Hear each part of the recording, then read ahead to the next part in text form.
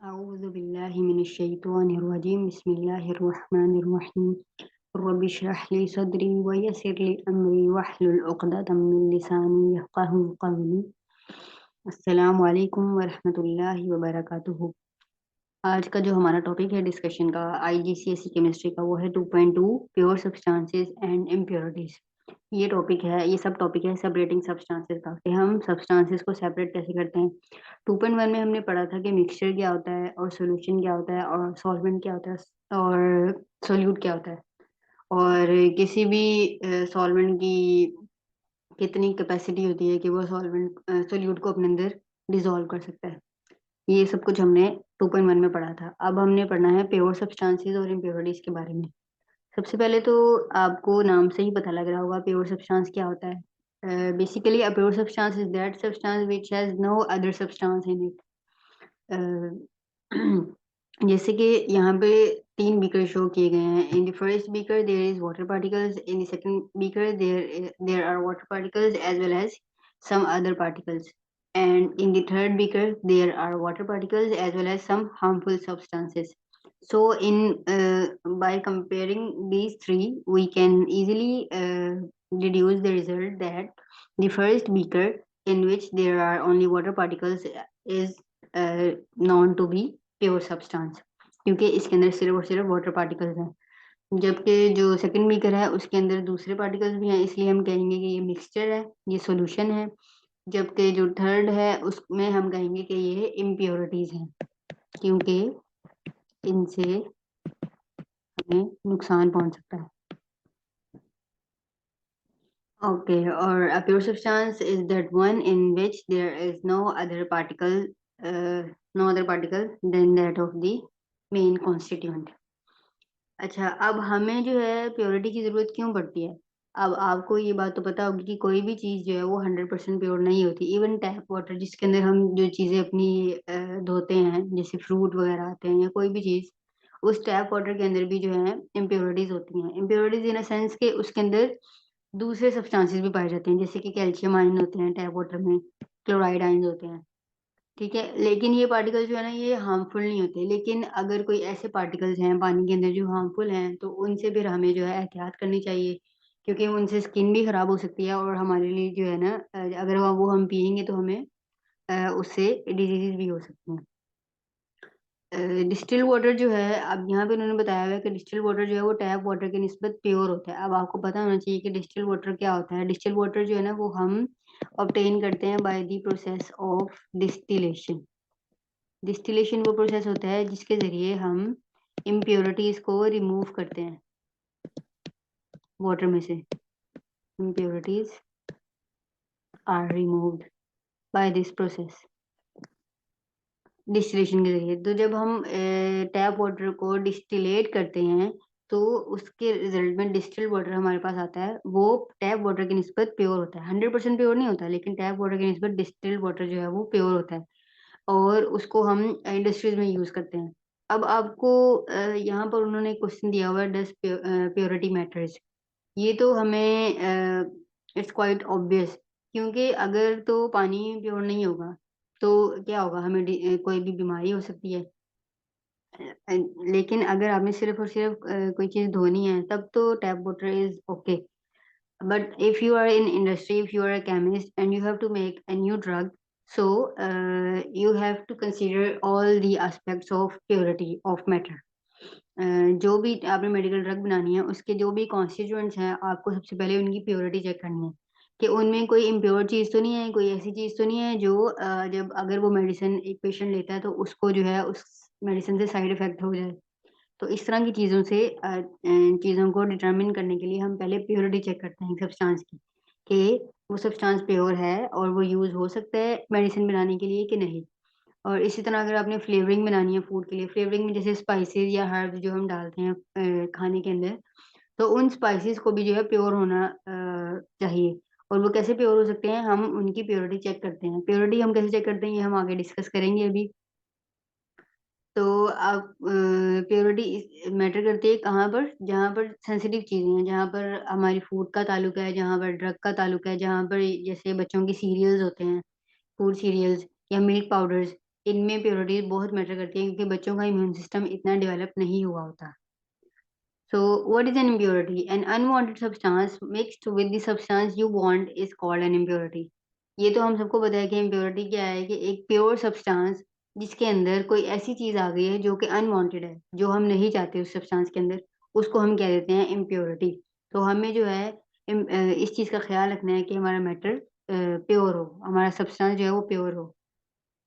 अब यहाँ पे उन्होंने बताया हुआ बेबी फूड और वैक्सीनेशन। वैक्सीनेशन के लिए जो है ना बहुत ज्यादा टेस्टिंग की जाती है, ड्रग टेस्टिंग होती है लैब्स के अंदर, जिसके अंदर चेक किया जाता है कि उस मेडिसिन के अंदर कोई इम्प्योरिटी तो नहीं है जो हमारी बॉडी के अंदर जाकर जो है कोई और डिजीज कॉज कर दे।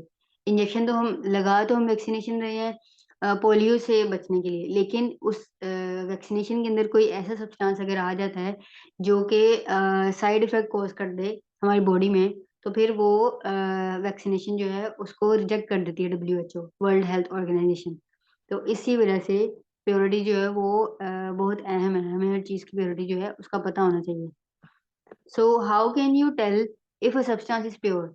सिंपली अगर आपने देखना है कि एक सब्सटेंस प्योर है या नहीं, उसके लिए आपने क्या करना है, आपने चेक करना है उसका मेल्टिंग पॉइंट और बॉइलिंग पॉइंट। अगर तो एक सब्सटेंस प्योर है तो उसका जो है ना एक डेफिनेट शार्प मेल्टिंग पॉइंट होगा और डेफिनेट शार्प बॉइलिंग पॉइंट होगा। डेफिनेट शार्प मेल्टिंग और बॉइलिंग पॉइंट से क्या मुराद है? जैसे वाटर है, उसका बॉइलिंग पॉइंट 100 डिग्री सेल्सियस है। अगर हमने वाटर को बॉईल किया है और 100 डिग्री सेल्सियस पर वो बॉईल नहीं हो रहा, वो 101 या 98 या 99 डिग्री पर बॉईल हो रहा है, तो उसका क्या मतलब है कि वो वाटर प्योर नहीं है, उसके अंदर कोई ना कोई इम्प्योरिटीज पाई जा रही है। ठीक है। तो वाटर का एक शार्प डेफिनेट मेल्टिंग पॉइंट है और डेफिनेट बॉइलिंग पॉइंट है which is 100 degree Celsius, and it's melting point is 0 degree Celsius. तो अब जैसे यहाँ पर उन्होंने बताया हुआ है कि अब इन्होंने ये वाटर सैंपल जो है इसको हीट किया, लेकिन ये मेल्ट हुआ है माइनस, ये जो फ्रीज हुआ है ये -0.5 डिग्री सेल्सियस पर हुआ है। हालांकि इसका क्या वो है 0 डिग्री सेल्सियस, और ये बॉयल बॉयल कहाँ पर होता है 100 डिग्री सेल्सियस पर। लेकिन यहाँ पर देखें ये बॉयल कहाँ पर हो रहा है 101 डिग्री सेल्सियस पर, तो इससे हमें पता लग जाएगा कि ये वाटर जो है ये प्योर नहीं है। When a substance contain an impurity, अगर अब पहली बात तो उन्होंने हमें बता दी कि जो प्योर सब्सटेंस है उसका क्या होगा, डेफिनेट शार्प मेल्टिंग पॉइंट होगा और बॉइलिंग पॉइंट होगा। लेकिन अगर एक सब्सटेंस प्योर नहीं है तो उसमें क्या होगा कि मेल्टिंग पॉइंट उसका जो है वो फॉल कर जाएगा और बॉइलिंग पॉइंट जो है वो राइज कर जाएगा। ठीक है। It melt and boil over range of temperature not sharply. अच्छा, मेल्टिंग पॉइंट इसका फॉल कर जाता है और बॉइलिंग पॉइंट भी इसका बढ़ जाता है, क्यों ऐसा क्यों होता है? क्योंकि इम्प्योरिटीज जब ज्यादा हो जाती है ना, तो इम्प्योरिटी ज्यादा होने की वजह से हमें जो है ज्यादा मोर impurities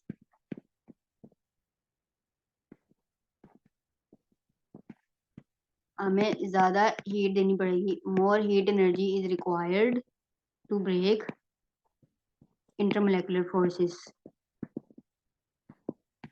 energy required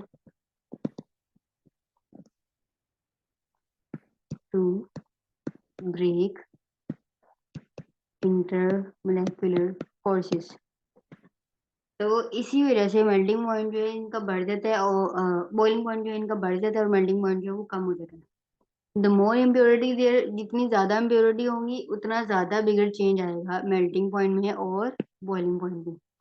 the wider the temperature range over which melting and boiling point occur, इसलिए फिर उसकी रेंज भी बढ़ जाएगी। पहली बात उन्होंने की है कि जो प्योर सब्सटेंस है उसका शार्प मेल्टिंग पॉइंट है, शार्प और डेफिनेट बॉइलिंग पॉइंट है।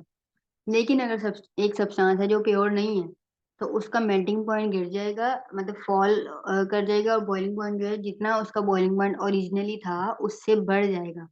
वो क्यों बढ़ जाएगा? क्योंकि बहुत ज्यादा इम्प्योरिटीज हैं उसके अंदर।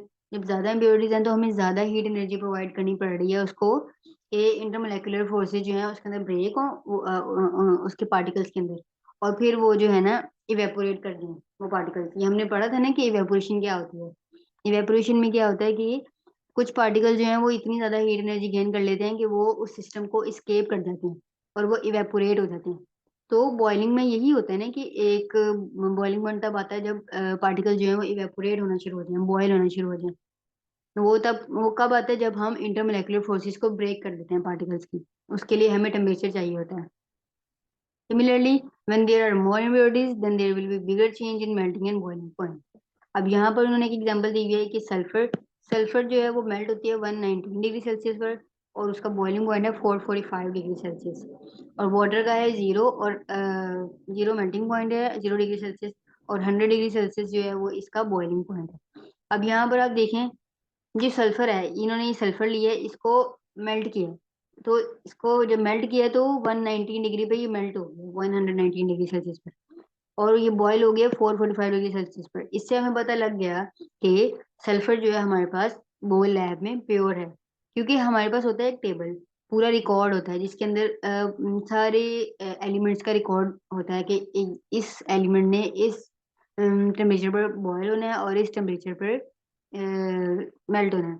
तो उस टेबल से जब हम मैच कर लेते हैं ना, हम लैब में एक्सपेरिमेंट करते हैं, हम इन एलिमेंट्स का जो है मेल्टिंग और बॉइलिंग पॉइंट चेक करते हैं, फिर हम उसको मैच करते हैं उस टेबल के साथ, उस रिकॉर्ड के साथ, और फिर हम जो है अपना रिजल्ट निकाल लेते हैं कि ये सब्सटेंस प्योर है या नहीं है। और फिर हम उस सब्सटेंस को आगे फर्दर यूज करते हैं इन मेकिंग मेडिसिन और इन फूड इंडस्ट्री और whatever we want to make. Separation, the first step in obtaining a pure substance. अब अगर हमें प्योर सब्सटेंस चाहिए किसी भी मिक्सचर में से, बाजू का ऐसा होता है कि एक प्योर सब्सटेंस जो है ना ओरिजिनली वैसे नहीं पाया जाता, वो एक मिक्सचर के अंदर पाया जाता है, उसके अंदर से हम एक्सट्रैक्ट करते हैं। जैसे पेट्रोलियम है, पेट्रोलियम जो है ना वो हम फ्रैक्शनल डिस्टिलेशन से उसके अंदर से गैसोलीन सेपरेट करते हैं। इसी तरह सब्सटेंसेस जो हैं वो मिक्सचर की फॉर्म में पाए जाते हैं, उनके अंदर से हम प्योर सब्सटेंस को एक्सट्रैक्ट करते हैं, सेपरेट करते हैं। वो हम कैसे सेपरेट करते हैं, उसके हमारे पास डिफरेंट मेथड्स हैं, और वो डिपेंड करता है कि हमारे पास फेज क्या है, सॉलिड का सॉलिड फेज है उनका मिक्सचर का, या लिक्विड फेज है, या किस तरह का फेज है। अगर हम फिल्ट्रेशन हम तब करते हैं, अब ये जो मेथड हैं ये हम ये सारे मेथड हम यूज करते हैं लैब में, इंडस्ट्रीज में। फिल्ट्रेशन हम तब करते हैं जब हमने एक सॉलिड को सेपरेट करना होता है लिक्विड में से, और क्रिस्टलाइजेशन हम तब करते हैं जब हमने एक सोल्यूट को सेपरेट करना होता है एक सोल्यूशन में से। इवेपोरेशन भी हम तभी करते हैं जब हमने सोल्यूट को सोल्यूशन में से सेपरेट करना होता है। इन दोनों में फर्क क्या है, ये हम अगली टॉपिक में पढ़ेंगे कि हम कब क्रिस्टलाइजेशन करते हैं और कब हम इवेपोरेशन करते हैं। What are the conditions for crystallization and what are the conditions for evaporation. और सिंपल डिस्टिलेशन जो है, इसमें एक सॉल्वेंट को जो है हम एक सॉल्यूशन में से सेपरेट करते हैं, एक सेपरेट सॉल्यूशन में से सेपरेट करते हैं। फ्रैक्शनल डिस्टिलेशन क्या है, इसमें जो है हम लिक्विड होते हैं हमारे पास डिफरेंट लिक्विड्स, और उन लिक्विड्स में से एक लिक्विड को हम सेपरेट करते हैं। पेपर क्रोमेटोग्राफी, पेपर क्रोमेटोग्राफी वो है जिसमें हमने जो है डिफरेंट सब्सटेंसेस को सेपरेट करना है एक सॉल्यूशन के अंदर ही। ठीक है, सोल्यूशन हमारे पास दिया गया है, ठीक है, और उसके अंदर हमारे पास काफी ज्यादा सब्सटेंसेस हैं जिनको हमने सेपरेट करना है, तो हम पेपर क्रोमेटोग्राफी करते हैं। यहाँ पर उन्होंने एक बीकर दिखाया है, और उसमें उन्होंने बताया है कि बहुत सारे प्रोडक्ट्स जो हैं इसमें डिजोल्व हुए हैं। कुछ तो इसके अंदर डिजोल्व हो गए हैं, लेकिन कुछ ऐसे हैं जो डिजोल्व नहीं हुए। ठीक है, तो ऐसे सोल्यूशन को सेपरेट करना मुश्किल है, बहुत ज्यादा मुश्किल है, क्योंकि ना ही ये फिल्ट्रेशन से सेपरेट हो सकता है। फिल्ट्रेशन से चले ये येलो पार्ट तो सेपरेट हो जाएगा, लेकिन जो इस वाटर के अंदर मिक्सअप हो गया वो तो फिल्ट्रेशन से सेपरेट नहीं होगा ना। तो ऐसे मिक्सचर्स को सेपरेट करना बहुत ज्यादा मुश्किल हो जाता है। So our topic is ended over here, and there is a question.